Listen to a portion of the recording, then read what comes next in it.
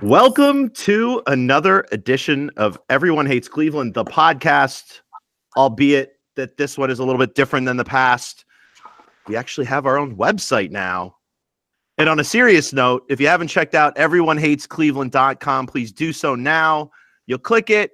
It'll say something else. Don't worry, that'll be fixed in the next 30 days. But everyonehatescleveland.com is live. We have tons and tons of stuff that we'll talk about this in this podcast. And of course, we'll be starting our annual positional previews, which we might actually finish this year. I don't think we've actually ever finished them, but we're gonna finish them this year. Joining me are my EHC brothers, Mike Hattery, who helped found the site 5 years ago now, and Gage Will, who, like us, moved from IBI to WFNY to EHC now. Gentlemen, after 2 weeks of trying to do this, we're finally podcasting. Should we just stop now and just call it a success? No, I have takes, Jim. I have takes. Oh, God. I need to be heard. Oh, God. I guess this is when we admit that, like, WFNY couldn't stand our takes and kicked us out. That is definitely not true, by the way. They did not kick us out. Mad love to them. They're good folks. Yeah. They took us on when EHC folded back in the day and very, very fondly sent us on our way. We are definitely still friends with WFNY. There is no burning down the house, so to speak. You may even see us on podcasts over there if they ever ask. So yeah, there's no like scandalous anything to talk about. Although I'm sure as the months progress, I'm sure we can probably cause some scandal. Gage, what do you think? You finally you've had a busy couple of weeks, huh? Yeah, I was up from 3 to 7 a.m. last night because the 2-week-old baby didn't want to go to sleep. So the question will be is how long before you get pissed off at something someone says here? Before I get pissed off? Yeah. I'm going to be honest. If anyone watches this, you already look a little pissed off. I'm just saying. I'm a little worried about Gage, honestly. He got on in his blue, and I was like, oh, God. You're wearing all blue. You have this look. Usually it's Hattery and I that are throwing, like, F-bombs out there. And nobody's saying anything about Jason Kipnis. Gage is just going to look. All right, let's get this show on the road. We're going to kind of freestyle it today. We do have to get started with positional previews with catcher and stuff like that, but with the spring training upon us, actually past us now, and the team playing a game right now, I guess this is the portion of the podcast where we talk about the last time that we potted, we were sure that something was going to happen, and nothing did happen. I mean, they made a bunch of very subtle moves, and we'll talk about some of those in this podcast. And if you go to the website, you can see that Mike and Gage have already been talking about that. But let's get a general take on what you guys feel about where we stand right now. You know, we've got the ever popular take, and we're part of that crowd too. You know, the Indians are playing in, probably the worst division in baseball, or one of them for sure, and seem likely to lock, the division at some point in August with the rotation that we have. But stepping away from that take a little bit, the team does seem a bit thin. As opposed to past years, and with the Francisco Lindor calf injury to start spring training off, it's almost like someone out there is saying, "Hey, Indians fans, we just want to let you know that if something like this were to happen during the season, you guys are going to suck." Any thoughts on where we're standing right now before we get into some details? Yeah, I'm fascinated by this team because I feel like this offseason is probably the most frustrating one in the last 10 years for me. But for a lot of like sort of narrow or small reasons, I'm like really excited to watch this team. There are like a bunch of players that I'm really interested to see. Like I just like Yu Chang, Jeffrey Rodriguez, Chewy Hu, Daniel Johnson to an extent if he ends up forcing his way up. Jake Bowers, Jordan Luplow. Like, there's just a bunch of really fascinating pieces to me. And this is me saying they're probably a little worse than last year based on what went out the door. And that's frustrating when you're trying to win a title. And there are other things about this offseason that bother me. But also I'm like most excited to watch more excited to watch this Indians team than last year's Indians team, which sounds kind of foolish, but it's just where I am. Well, I think that's, before I swing it over to Gage, I think that's kind of the interesting piece of this is last year's Indians team, as silly as it is to say, and as, many publications had them potentially being World Series favorites. We had, it was one of the worst seasons to watch in recent memory because everything that everybody thought would happen happened exactly like it would. And they did absolutely nothing else. Gage is taking off right now. Gage. Gage is okay. This makes it even better. He's having technical difficulties. Mike and I are just going to run with this, and we'll figure out if we're going to throw this up as our first podcast or something down the line. So Mike, I guess here's my concern. My concern here is that while there are a lot of interesting stories, I mean, you could even go so far as to say, watching what Cody Anderson does if he gets back into the swing of things this year is an interesting watch to see if he can find it. Shane Bieber, like moving into his second full season, is a kind of an interesting watch. Seeing if J Ram, who came into camp, really is in good a shape as he's ever been, is an interesting watch because it seems like he really wants to win the MVP. The Lindor watch, how does he overcome the calf injury, which has been known to been prolonged injuries for other players. I guess my question is more towards with the interesting part of the season is there are a lot of fun things to watch. The bad thing is I don't know that you want a contender having that many interesting watches. Does that make sense? Yeah, no, you really don't. And I mean, I think Jim and I, we've talked about this a ton, and Gage as well. I think what's really fascinating is this whole offseason kind of made sense in the like zigzag strategy where you're like, oh, if this is like a pause year, if you're trading Kluber and resetting and recycling, it makes sense. If you're literally just spending less money, not bringing in newer young talent and just getting a little worse, doesn't really make sense other than the fact that your ownership group isn't willing to push a little more assets in. I mean, that's just, so it was like, oh, this is a really cool opportunity to take advantage of a weak division and set yourself up for 5 more years. Like, really find a window to manipulate where you were in the market. Except they just didn't do that. So that sucks. And so it was like, I was willing to sort of like sit back and wait and watch and see if that's what's going to happen. And that just, that didn't happen. So here we are. We have a baseball team that just actively got worse. And it sucks. I mean, it's fun. It's going to be a fun year. They're going to win 90 games probably. There are a lot of reasons to watch. But for the future of baseball in Cleveland, it's not that fun. Well, and I mean, I think that's, when you look at the payroll, if you look at a payroll that sits right around 110 million, the scary part of all this is that it's not like the Indians' payroll is going to get smaller next year. And I know that some more money comes off the books, but when you have players like Trevor Bauer and Kluber's escalations, and you have even Carrasco's controlled escalation, you still have all of the, and of course, talking about Jose Ramirez, whose escalations again controlled, but clearly for the Indians are a lot. And then the unknown of Lindor, who's going to be getting massive pay jumps over his final 3 seasons here in Cleveland. I just, I guess my long-term concern here is that until the Indians can formulate a new TV deal, which doesn't look like they can do for another 9 seasons, I don't know that they can do a whole lot other than to like sort of watch the Lindor window sort of creepily close to the point where we're probably going to be seeing a lot of when do we trade Lindor articles coming in the next 2.5 years. I don't know. I don't want to get down this rabbit hole because we could talk about this, the fiscal part of this for years to come, and we likely will. But let's jump into some of the interesting things. And Mike, you wrote an interesting piece today looking at how our bullpen is set up to face against left-handed hitters. The interesting thing about this, and I started to talk about this off air, but I kind of want to climb into it now, is we do have a very intriguing bullpen. We don't have the shiny, polished names like Andrew Miller and Cody Allen that we had over the past 2 seasons. But we do have Brad Hand, our closer, or a lefty. What stands out to you the most about this bullpen, Mike? It does appear that they do have a functionality in this bullpen that might be one of the best parts of it in the league. But talk a little bit more about that.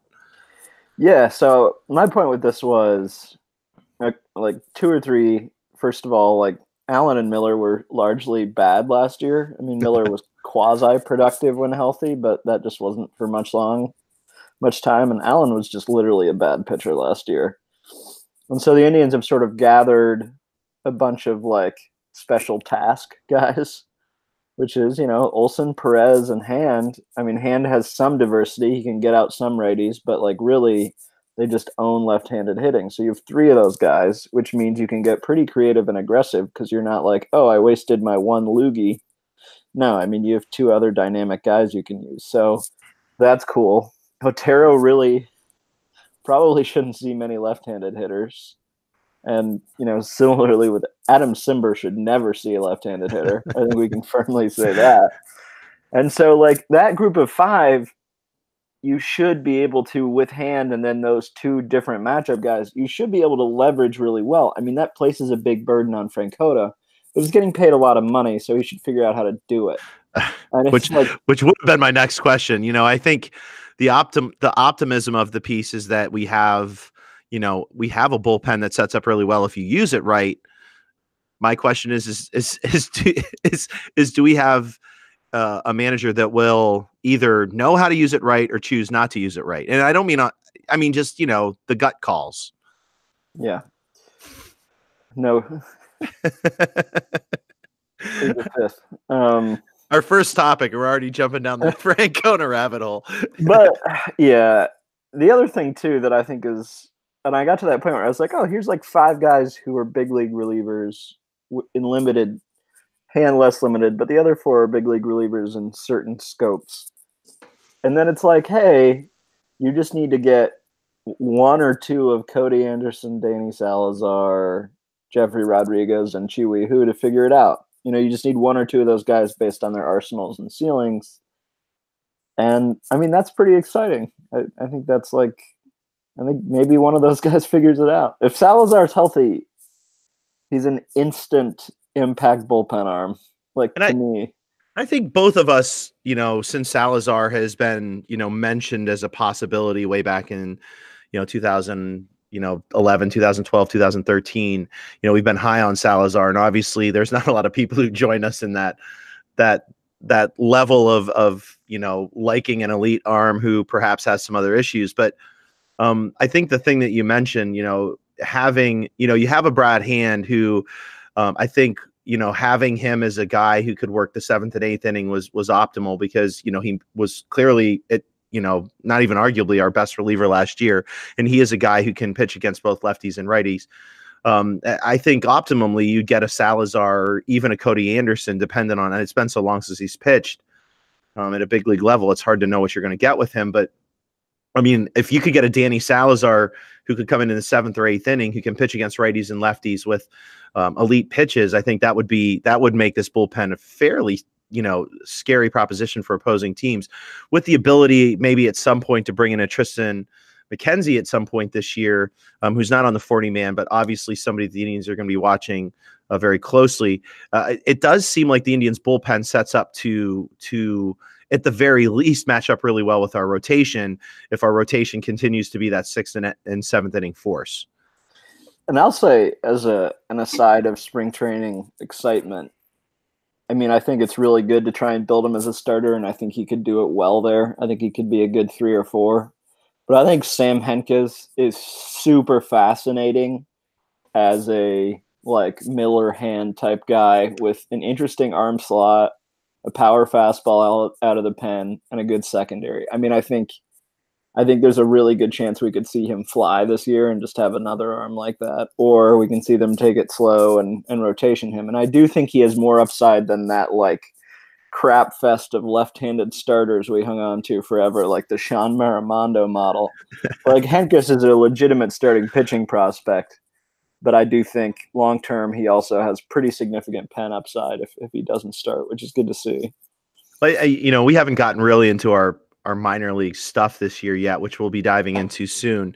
I think the interesting thing about not only Hentges, but you could walk down the line there of some AA potential AAA guys this year, we do have this very intriguing like list of guys who don't necessarily fit that soft toss, like no chance mode. We do have some guys that potentially could be utilized in a really unique way if Francona and the Indians front office would decide to. And it looks like they're in save money mode, which means these guys could be a factor.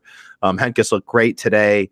It seems like they're giving him innings against, the front end of opposing teams' bats.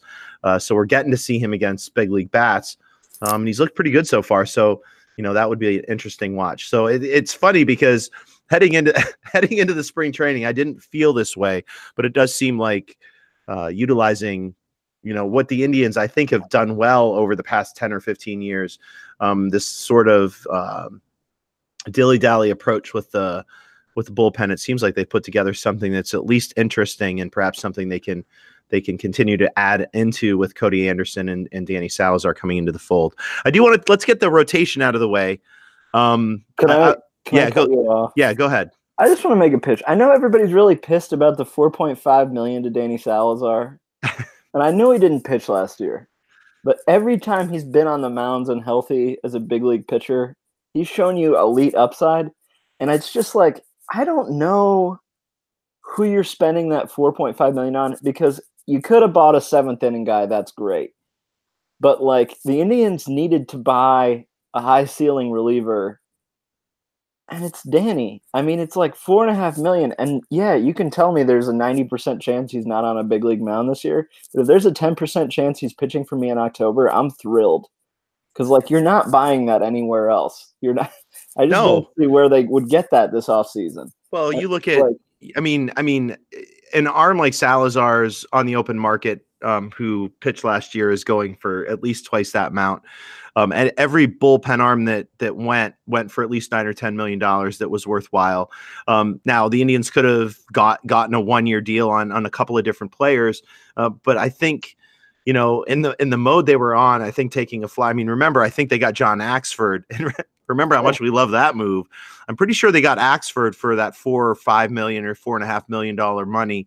And why not take a flyer on an arm that you know? And to be quite honest with you, I know people are pissed off because he's not ready to go coming out of spring. But it seems as though, based on some stuff I think that Zach Meisel might have posted yesterday, it seems as though he's throwing without pain. And throwing, kind of at that stage right before you start getting into some serious, that serious get ready mode. So I don't think we're going to see him until July. I think we'll get to see a really extended look at him in the minor leagues. But if the thing about, I think the interesting thing to me about Danny Salazar is this, the season, his last full season, a lot of people were down on him for a variety of different reasons, but there was still some elite level stuff going on there until he got hurt.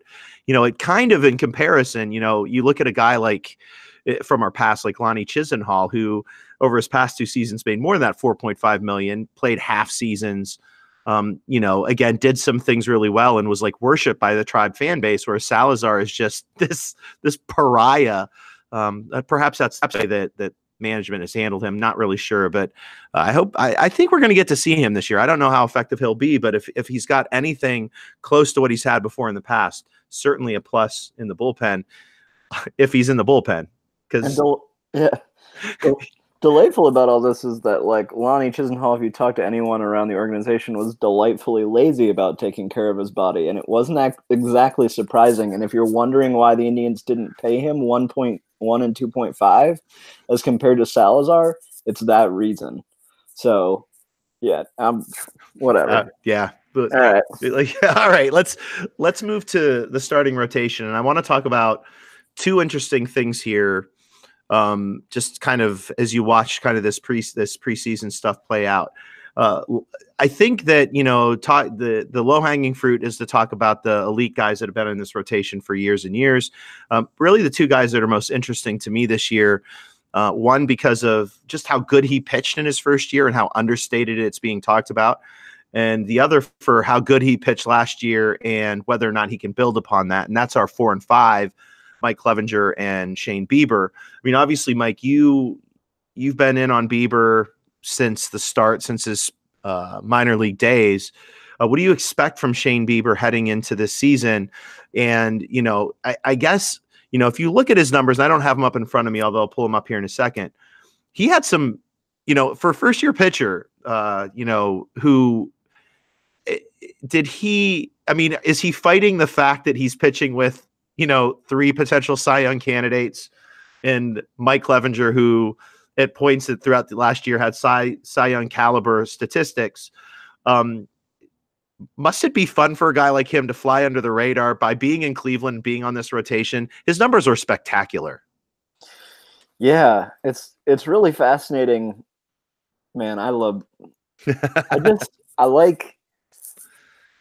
There's this thing that Jim knows more than I, because he's talked to way more of these guys. But when you talk to a lot of minor leaguers and minor league pitchers especially, you see a ton of guys with pretty decent stuff. And you talk to a ton of people. And every once in a while you talk to someone who's incredibly bright, incredibly passionate about their craft and about how they make adjustments. There's been like 2 or 3 of those guys who came through Akron. One's Thomas Pannone, who I'm convinced will become a really good loogie in Toronto at the very least. And another's Bieber. He's just really bright. He's really bright about his weaknesses, about managing his weaknesses. I have big expectations for him.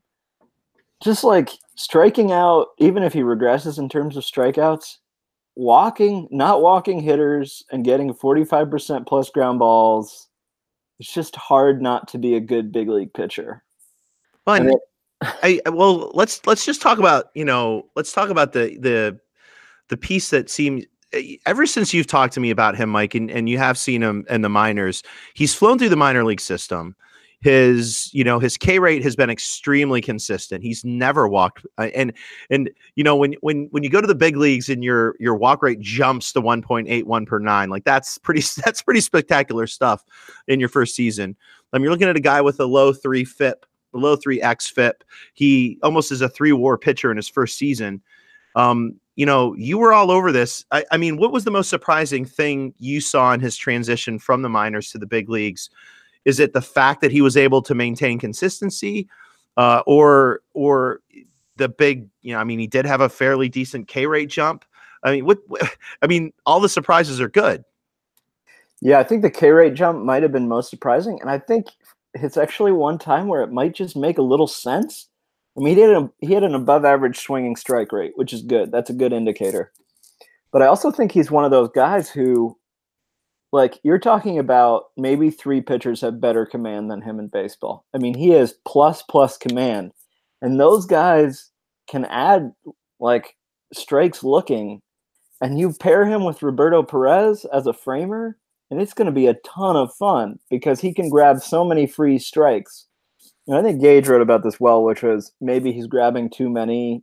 He's in the strike zone too much, which I think we'll see him play with. But his command just allows him to grab so many free strikes that he just gets in enough advantageous counts. And he actually has a plus pitch. Like, the slider with his command is a plus pitch. So it's like you throw 93, 94, which is a good velocity. I think people have weirdly framed his velocity just because, like, he has such good command, and he was once like Tomlin range, but he's actually added 1 to 2 miles per hour over the last couple of years. So it's like he rests around 90, high 93 right now. So, the real question, if he figures out how to throw a changeup that he can command, I think the ceiling is a lot high. I love the floor, but the ceiling gets really fun if he figures out how to throw a changeup well.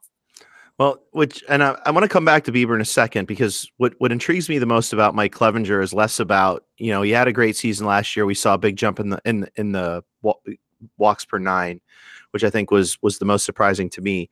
But the reason why I want to talk about Clevenger a little bit here is because he did spend some time at Driveline during the offseason and with his friendship with Trevor Bauer.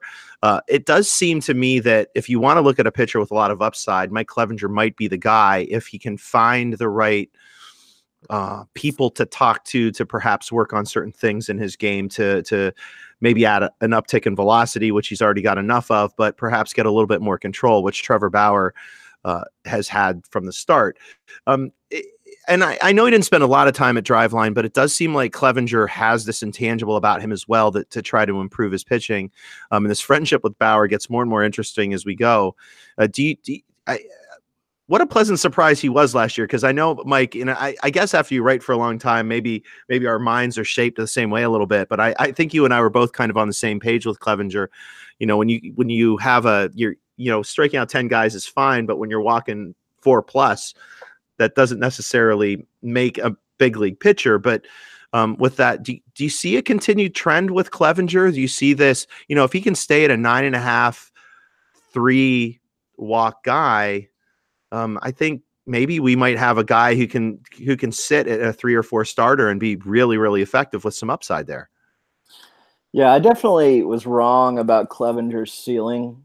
I mean, I thought he was like a 4 or 5 starter who was like a 2-WAR pitcher. But it's just command leaps are so rare to the level, especially because mechanically, I don't think Clevenger looked a whole lot better last year. And I still don't want him starting in like a playoff game with his sort of like, I don't know what those mechanics are, but they're slinky like. Yeah. I don't know. Yeah. So, I mean, that stresses me out. I think he's a good pitcher. I think he's a really good 4. I don't know. His ceiling is like, he seems to have contact management skills, and I haven't pinpointed like where those are coming from, but level after level and like 3 straight big league seasons, he's run BABIPs that are better than league average. It seems like he induces weak contact, and it might just be because he's so mechanically wonky, he's tougher to square up. So that's positive. I don't like watching him pitch. He's really good. He's like a really good pitcher, and I don't want to come off as being down on him. I think like he's a really good number 4 starter.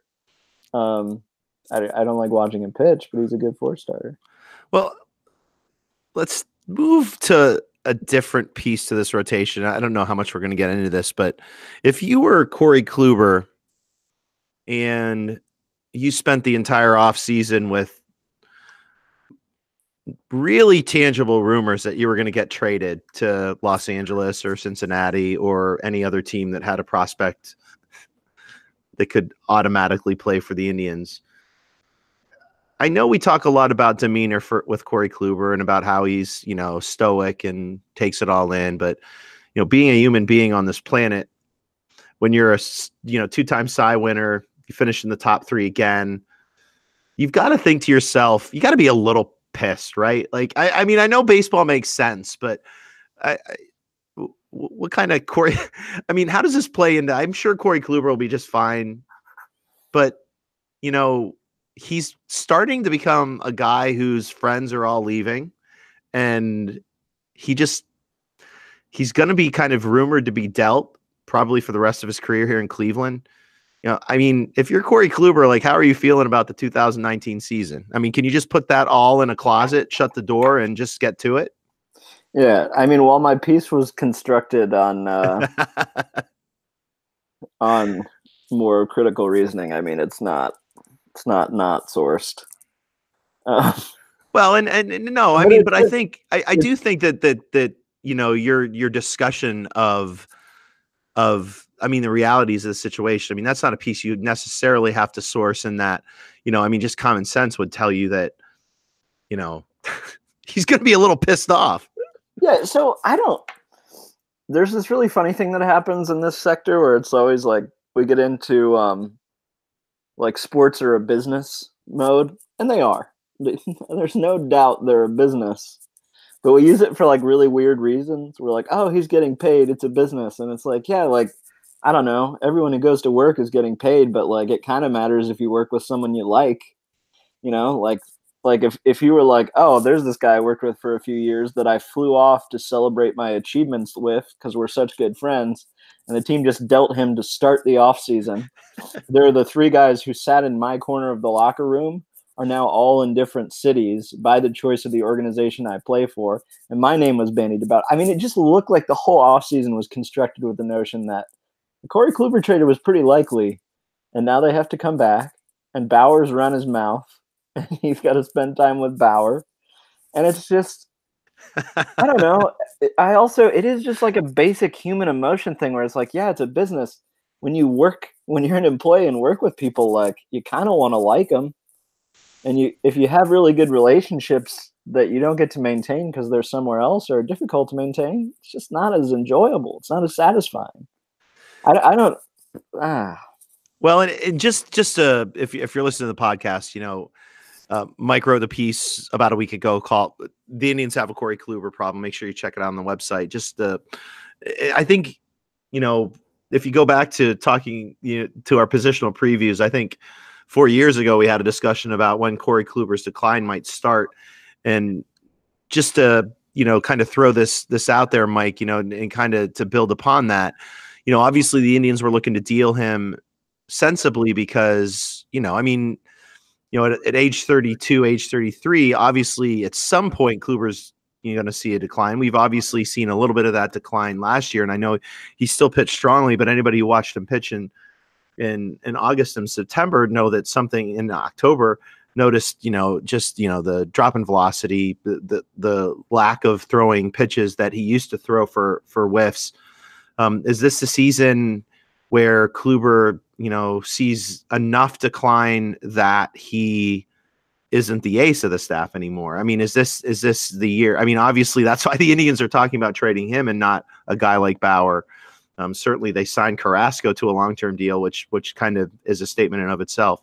I mean, and again, I think you and I are both kind of tentative talking about the decline of Corey Kluber, but I think common sense tells you that the Indians have probably seen some peripherals, and obviously other teams have probably seen peripherals, which is why we didn't see perhaps the return we wanted to see should they have dealt Kluber.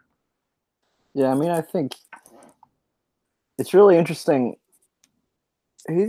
He had a historically great run, and it's not over. I think he's going to be good to really good, but I think we're going to be at a point where we're like, okay, Corey Kluber should probably start game 3 of the playoffs. And that doesn't mean, the Indians have the best rotation in baseball for a reason, and Trevor Bauer is in his mid to late 20s. Carrasco sort of held his stuff better, even though he's just a year younger than Kluber. And maybe his stuff was always better. He doesn't quite have the command Kluber does. But I think there's a level to which it's like, I think Kluber will age fairly gracefully unless a major injury pops up, simply because he has such good command and, a couple really good secondaries. So it's like, he's going to age well. The floor is really high, but I just think we're going to see the ceiling really tamp down a bit, and he'll still be good. He's still cheap. Yeah. He still doesn't make anything. Well, if the Indians for whatever reason struggle this year, it'll be interesting to see how Corey Kluber's career here with the Indians may end. Not suggesting that the Indians, people are going to be listening to this thinking, God, no, I don't think the Indians are going to, we'll get into that in a second. I think, when you talk about Carrasco too, I think the one thing that needs to be mentioned is workload over his career. I mean, Kluber over the past, 5-6 seasons has been 200 plus innings. Obviously led the inning. I guess this comes into play. Every year we talk about perhaps the Indians getting unique with how they handle Kluber, and every year they don't handle him at all uniquely. They just throw him as long as he possibly can. They keep him in games for 8 innings or 9 innings when they could have pulled him in the 7th. Is there ever going to come a point in time where our field manager takes a little bit of care of Corey Kluber early in the season so that potentially he has some gas in the tank for September, October? Perhaps this isn't a Corey Kluber conversation. Not optimistic on that front anymore. Oh, they talked about it last spring. Like, we all talked about it. And when they're up 15 games in that division, you still have Ramirez and Lindor playing 155 plus games. Ramirez looked like he was trying to carry a rock like Sisyphus up a mountain at a certain point. And when it was so fundamentally incompetent. Like, it was just like indefensible. And it was always like you try and take them out of the lineup, but these guys are competitors. They want to be in the lineup. And it's like, yeah, that's your job. Like, that's your freaking job. I don't understand. You say no. Do you know how to say no? I don't know. All right. So, Mike, we're closing in on the 40 minutes. And we haven't talked about any of the stuff that I really want to get into. So I do want to talk a little bit about the several, I would say, misses that the Indians have had this offseason and perhaps improving the offense. And obviously, the only deal that they made was the deal that moved Encarnacion, brought back Santana. In that deal, we moved Diaz, and we also acquired Jake Bowers. I guess, looking at kind of the Hanley Ramirez minor league deal that they made, of course, the rhetoric that you've been hearing is, it's a minor league deal. There's no such thing as a bad minor league deal. And I guess my take on that from the get-go is, you're right. Minor league deals aren't necessarily, bad things unless you use those minor league deals as sort of a way to actually fill out your roster. And I'm not saying that the Indians do that, but the Indians do that. I mean, in the past, we've seen several players, from Rajai Davis to, we can go on forever and ever about the Rajai Davis like people that they've signed to lesser deals or minor league deals who clearly they were signed to do more than that. I mean, when like 3 days after Hanley Ramirez was signed, you have the manager saying that, he looks like he should be a middle of the order bat when Boston literally released him in June and nobody else even sniffed in his direction last year. And I'm not saying, he looked great in winter ball, and I'm not saying his career is over by any stretch, but let's be honest, we're talking about a 35-year-old guy. It's not like since last June, he's found the fountain of youth and is going to like, I don't know that there's upside or any side to this. Hanley Ramirez is not an answer, even if he catches some wind here. I guess my point being, Mike, is, when does this usage of players like 35-year-old Hanley Ramirez, who may or may not get plopped into the middle of the lineup, may or may not become a regular in this team's offense, as opposed to several other younger guys who you've mentioned in this podcast, who could, have some interesting, at bats this year if they get them. You look back to last year to the Andy Diaz. I don't even know what to call that situation, and obviously now he's just in Tampa, where they're planning on utilizing him the same way we've been writing about him for 3 years.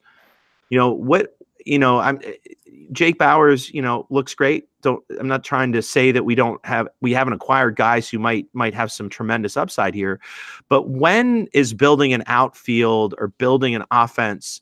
When do people acknowledge the simple fact that the Indians are really bad at developing outfielders, at signing outfielders, at putting together a team that you don't have to count on these fringy type players that will be great stories to watch throughout the year? I mean, I cannot wait to see Greg Allen play. I can't wait to see Oscar Mercado play. I can't wait to see Daniel Johnson play, Luplo. I mean, you talked about several of them already. These are guys I want to see play, but aren't teams like the Indians supposed to have like one spot where you throw these guys out and you take a good look at them? Like, why do we have like 4 spots available? Yeah, and I think I used to be in that camp that was like, no minor league deal is a bad deal. There's like no risk. And I like really have moved away from that for a couple of reasons. And I think some of them are Tito related. Like there's a risk because like every time I watch Ryan Flaherty like hit a double, I'm like, oh God, I'm going to have to see 200 plate appearance of Ryan Flaherty this year. But I think the bigger thing is like there is an actual opportunity cost in that you're really diminishing your ability to like evaluate players with actual upside inside your organization or the like higher quality riffraff you bring in. Like Trace Thompson's really cool, but I think there's like a 1 or 2% chance he ever has a meaningful big league role again. But I'm glad his brother can shoot threes. Whereas like, I don't know, Matt Joyce may suck, but he has a really good track record. And like, I'd like to see him get 40, 50 PAs and see where he's at and have a better ability to evaluate him. So, or I'd really like to see Luplo and Naquin get a lot of at-bats, especially Naquin, who I want to see him healthy, but I just also want to see him prove that he can be healthy and get used to playing every day if we're going to rely on him to platoon and write. It's just a situation too where like it's up the middle. It's like we need to find a utility infielder. We want to go young. So you have like Max Moroff, you have Yu Chang, you have Eric Stamets. And what do? Ryan Flaherty's going to get a bunch of starts, and you're supposed to sort through those three. I mean, that to me is like, yeah, it's a minor league signing. It's no risk. It's just an invite to spring training, and it's like there's a huge opportunity cost because that guy is impacting your ability to evaluate other players. And it's clogging. And so... Well, I mean, you look at last year as a case in point where you have a guy like Rajai Davis clogging the outfield. You have several guys who, like Greg Allen, who eventually did get looks. And I mean, I know he came in July and was with the team for the rest of the year. My point being is, wouldn't have been nice, I don't know, to have a full season look at Yandy Diaz, because they could have done that. I mean, the Rays immediately said, hey, this guy's pretty athletic. Let's try him out in the outfield. And, he could play first base, whereas the Indians didn't think he could play any position, apparently. You have a guy like Greg Allen, who has a great defensive track record in the minor leagues, and has shown the ability to have decent contact record in the minors, and just has never gotten a shot. Wouldn't it have been, again, when you have a guy like Rajai Davis clogging up the outfield, when you have guys like Flaherty and whoever else they're going to end up rolling out there. And again, maybe this is a thing. Maybe they won't do this, but I think the track record is this is the kind of moves that they make. They get these older veteran type players who ended up clogging the lineup far too long. And I guess, Mike, isn't this the season? I mean, you mentioned a pause, and I guess the overarching picture for me this season, not sitting in the Indians front office, is what is their real goal here? I mean, obviously, I feel like, when you have, obviously this team is set to play in the playoffs, and wouldn't it make sense this season, and if it is that type of year, a pause year, to throw all of these young guys out there and see what you've got? Yeah, it made sense to do that last season too. Yeah. I mean, it was like, what value was Melky Cabrera and Rajai adding to you last year? And like not playing Yandy. I mean, it's so annoying because it's just really ugly PR, because we have to listen to Antonetti and Chernoff do this BS about like, and Francona does it now. And we have to listen to them do the BS about, it's really important we get reps for our young guys. Like, we want to work on this transition. And it's like, well, you had the last year and a half to do it, and you're going to have this year too, and you better do it. But you didn't do it last year when the door was wide open to do it. So what were you doing? And it's why this whole thing about like developing youth in the big leagues just seems like such lying, deceptive crap. It's like, we don't have any money, so now we're going to do this, which is fine. It's not. But I mean, you can't tell me. See, and here's the problem, though. I still don't think they're going to do it. That's the thing. I'm not convinced they're going to do it. I think you make a Hanley Ramirez move because you don't trust what you got, because you have a manager who doesn't trust the youth. I mean, it's like Terry Francona does really well with youthful guys that rake everywhere. I mean, he did it with, Lindor got his chance, but he's Lindor. J-Ram got a chance, and as much as people didn't realize that Jose Ramirez was a star, the Indians front office realized that he was a star from almost the second that they had him. Therefore Francona knew. I mean, if you're not a guy who smacks you in the face, it's almost like, and I mean, I don't know. I mean, I'm not, again, Terry Francona has lived his life on a baseball field. So, but shouldn't it feel more like Terry Francona sees players in a different way than, say, some guy sitting on the couch at home? Like, doesn't it seem to you like we could find 10 guys who knew more about Yandy Diaz than Terry Francona? Yeah. I mean, I think too, it's going to be depressing for another year where I'm not saying Yu Chang's a star. I mean, I think there are legitimate questions about Yu Chang as a big leaguer. I think there are some really good positives. I think he can be very versatile, which is awesome in modern baseball. A versatile infielder who can hit left-handed pitching really hard and has power, and he is a right-handed hitter, and rumor has it those are good every now and then. Apparently those are nice. And it's like, he's 23.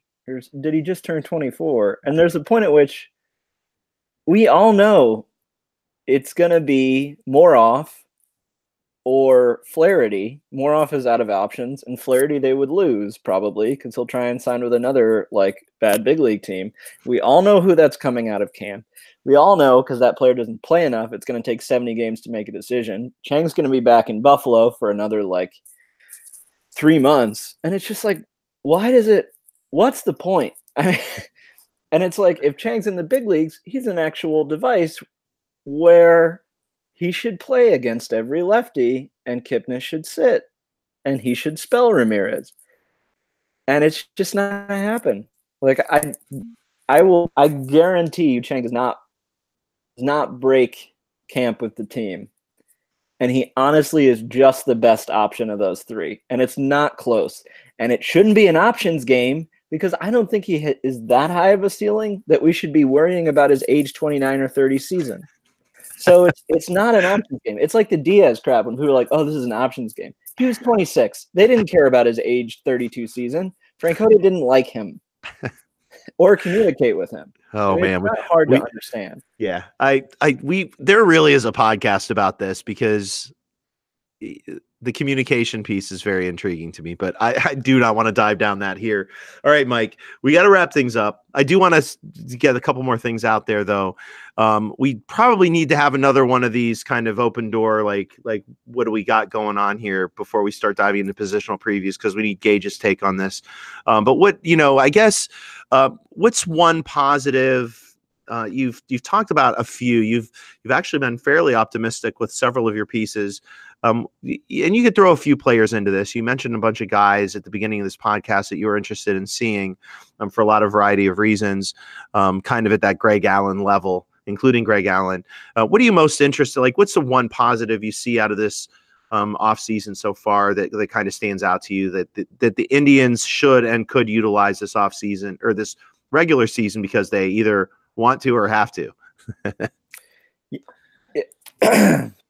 It could totally be prisoner of the moment, but I think when the deal went down, the conversations we had were Daniel Johnson had a really good year at a fairly appropriate age at Double-A. He had a decent year after a really good breakout year the year before, and all the reports were that he was hurt, and he's come into camp healthy, and he's flashed a bunch of really interesting stuff. And it's a small sample, and we'll see what he does this year. But it seems like the Indians got a super toolsy, pretty interesting guy, and I think that's something that I'm pretty excited about. I think he's pretty interesting. I just think that whole outfield crop, there are a bunch of different signs with them that, like, I think it's reasonable to be optimistic that you have a big league starter out of Mercado, Allen, Daniel Johnson eventually. And I'm more optimistic about that now than I was 6 months ago, the more that I look into the situation. And I think the fun thing about the outfield is that defensively, which has been almost a nightmare over the past few seasons, this outfield should see an improvement there. I think my most interesting watch is ultimately what happens with Jake Bauers. I was a little concerned that he was going to end up playing first base, not because I don't think he can play first base, but I like the shakeup of perhaps Santana at first with him and left. It just seems to make sense. I'm just really intrigued with Bauers. You've talked a lot about Bauers, this offseason, and with a lot of upside and a lot of smart guys that we like talking to seem to have a similar look. What can we expect from Bauers in his first year? And is he gonna predominantly play in left field? I mean, that seems to make the most sense, but sometimes these sensible things don't shake out. Or would he be better suited to kind of bounce around a little bit from left to first? I think because we do have. I do want to remind you, we have Hanley Ramirez. He needs to play left field, I think. I mean, I think too the good thing is like Bauers. I think people are really pretty high on athletically. I think the positive in left field is like I think Brantley is an abysmal defender who can play in basically like two parks in baseball, and one of them is Cleveland. Three. He can play in Cleveland, Boston, or Houston because they all have those really short porches, and you can set players up so they can be more aggressive coming in. Or they can play shallower. I mean, I just think you have a really good way of sort of manipulating. So I think Bauer should play in left field. I think he'll be fine out there, and I think I like guys who are young, who get to the big leagues young.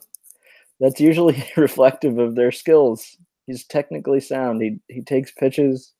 He didn't strike out a ton in the minors. I think that's going to improve this year. I think he's going to strike out less. I don't know. I think he's just a solid player. I think, and the Indians need that. They need guys who are going to be solid for 5 years. I think he's probably that, and that's great. Any concern about Francisco Lindor's calf injury? Francisco Lindor does more to take care of his body than Lonnie Chisenhall. So in that way, I'm a little more optimistic. I think he's freakish about doing that. Like, this is a guy who I remember Mike having a conversation with you 5 years ago discussing his profile, his home run profile, and talking about the one thing that he needed to do to increase the home run profile. And you and I were really on that if he was if he took care of himself physically, that he might be able to at some point hit 20 home runs. And I think back then 20 home runs was, people thought we were nuts. And this guy obviously does that. So that's a really great point.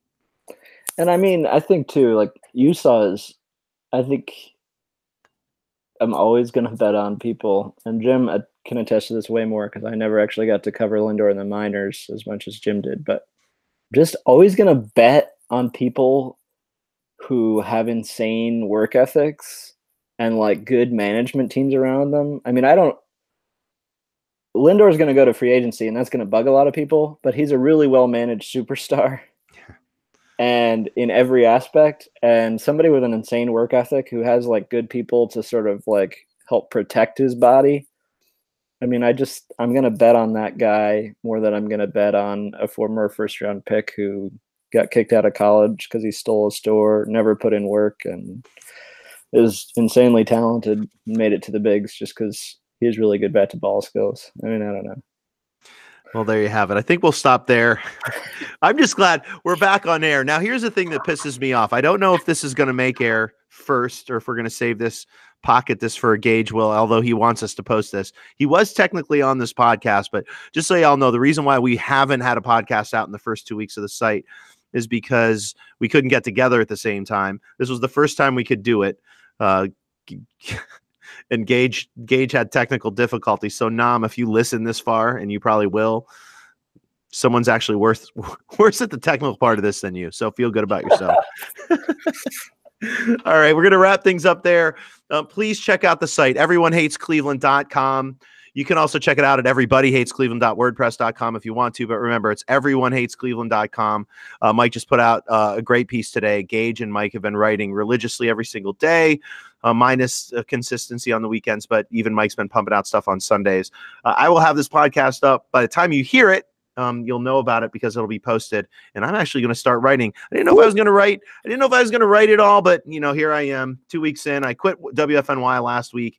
And I'll be writing here at EHC going forward. So the crew is, and actually I've talked to a few other people that used to write for EHC that you'll probably see kind of creeping into the content area here in the next couple of weeks. So we have content daily. Our goal is to have content Monday through Friday with whatever we can do on weekends, usually podcasts. And we're going to try to podcast once or twice a week. So if you find this feed without us telling you to find this feed, subscribe.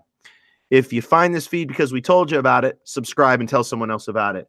We had 30 subscriptions to our old EHC feed. That feed's gone now. We have 0 right now. Let's see if we can get that up as soon as we possibly can. Please check out the content.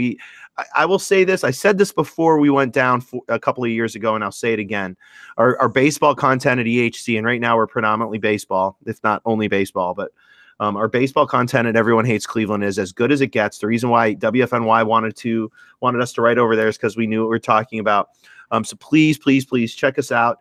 Everyonehatescleveland.com, where I think we have the best baseball content going today. And listen, we've been very honest about other sites that write really good baseball stuff. But I will say this, when we wrote at IBI, I thought we were the best writers. I think that we care about it a lot. We cover really interesting takes. We don't try to follow the same streamlined takes that a lot of other people do. And again, those takes are fine. And there are a lot of great writers out there on the Indians. And we give credit where credit is due, and we will continue to give credit where credit is due. But I do think that Everyone Hates Cleveland will have the best Indians content going. So please, please, please check us out. And, keep coming because, we get like 35 cents a week. Hey, man. We do it because we love it. We don't do it because of the money. So at least not yet. And when we do it because of the money, we'll figure out ways to make the site better. So be on the lookout. Our website will be changing. It'll be fluid. We want to have Patreon up really soon. We're just kind of doing this, a week at a time.